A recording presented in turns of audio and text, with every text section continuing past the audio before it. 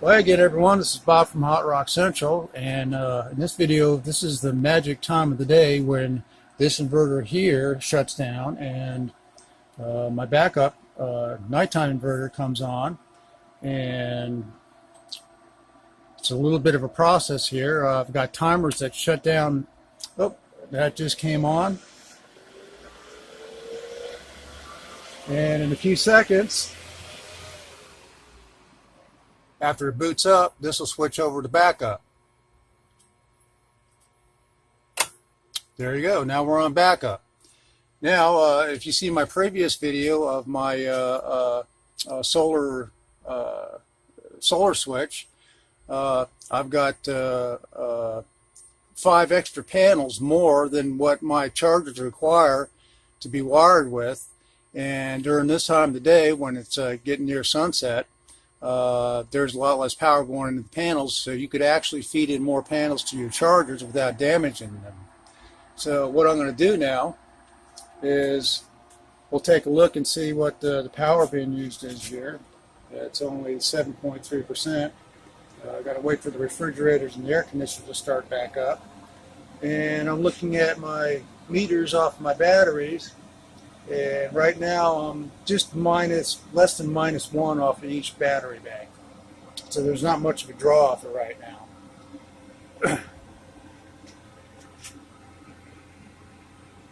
Now unfortunately, it's going to take a few more minutes for the air conditioners and refrigeration to start up. So we'll wait for that to happen, and I'll come back and we'll get on with the rest of this.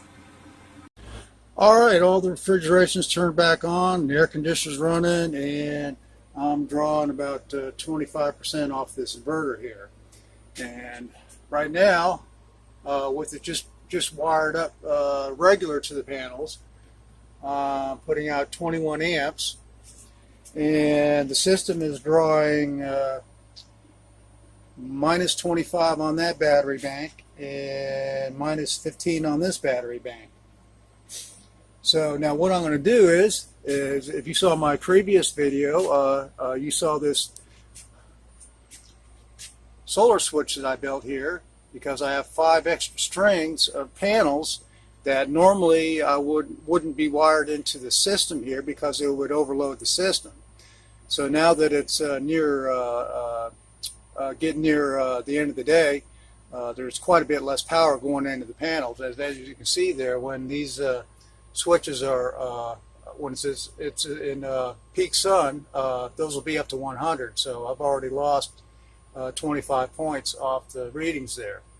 So what I'm going to do now is, first thing I'm going to do is disconnect this charger from the system. First, turn it off, and then I'll use my knife switch here to disconnect it from the system. All right. And now what's going on here is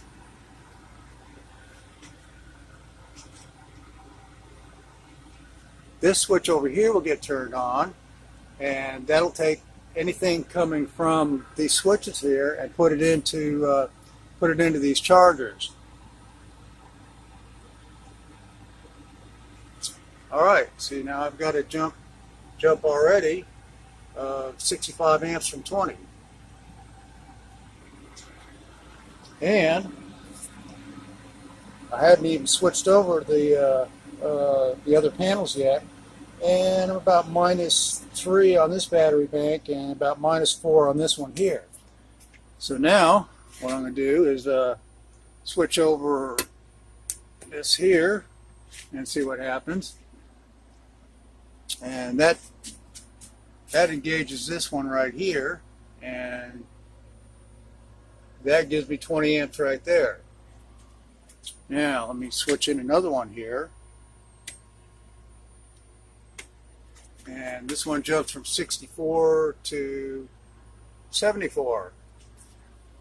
So now I'm looking at my battery bank, and plus 15 on this one here and plus 5 or 6 on this one here. And I haven't even switched in the other two extra panels that I've got, or extra strings. So when it gets a little bit less sun, I'll switch them in.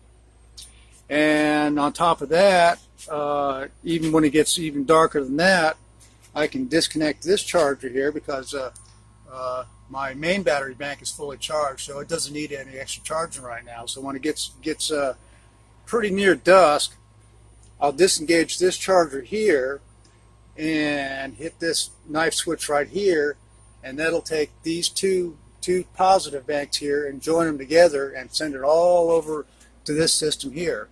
So what happens is instead of towards the end of the day drawing off the battery banks here, I'm actually getting an extra hour of charging and an extra hour of use of the batteries overnight. So anyways, I hope you find that interesting, and if you have any comments, just leave them down in the comment section. Thanks for watching, and I'll see you on the next video.